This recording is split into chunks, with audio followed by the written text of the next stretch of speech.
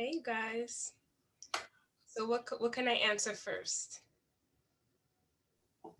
Tell us what your take is on the men and the women, feminine and masculine energies coming together, and what you see that looks like in terms of relationships and how that plays out and how we can navigate that.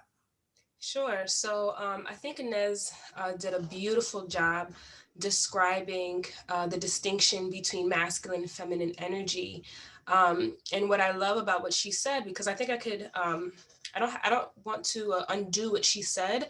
I want to add on and add on an extension to what she was saying and some of the examples that she used, which is acknowledging that her environment contributed to her masculine essence. So I think what's important for people to understand is that despite your biological gender on how you were born, we all have the expression of masculine and feminine energy.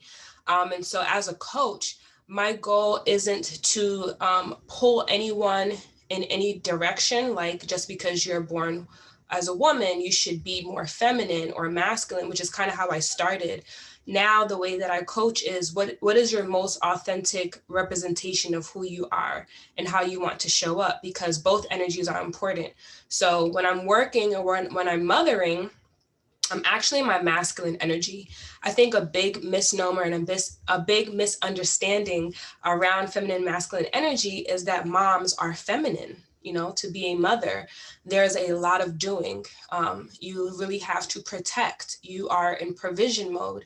Those are masculine energies. And so for myself, I identify as a masculine woman. Although my expression of myself, although I love pink and I love being dolled up, the reality is that I love to get things done. I'm results oriented. I like control, right? I for me to be so free, it requires masculine energy. For me to release my masculine energy and be in my feminine, that means that there needs to be a masculine expression around me.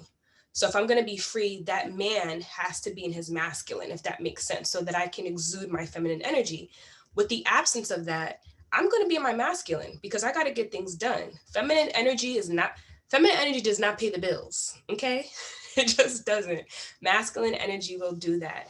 And I think it's important for women to understand when and how they can use their energies to get things done. So when I'm in right now, I'm in my masculine, although I look, feminine, and I like to look pretty and cute and everything like that. And but that's also strategic, right? So that's the way that I like to describe and talk about masculine and feminine energy, because people have a tendency of thinking that it's very linear. And that, for example, if you're a man, you can't cook. Some of the best chefs are men. Some of the best hairstyles are from men. Why? Because men have vision, and men are keen at being laser focused. And the reason why it's so important to have the distinction about what masculinity is and what femininity is because otherwise we tend to get boxed in around what we can and cannot do versus understanding the function and the administration of that function. So because I have laser focus, how am I using that in my masculine? Am I focused on hair? Am I focused on the arts? Or am I focused on, say, engineering or something that's more scientific? Is there a combination of the two? There's no right, no wrong. There's no good or bad. It is what is your most authentic experience for you.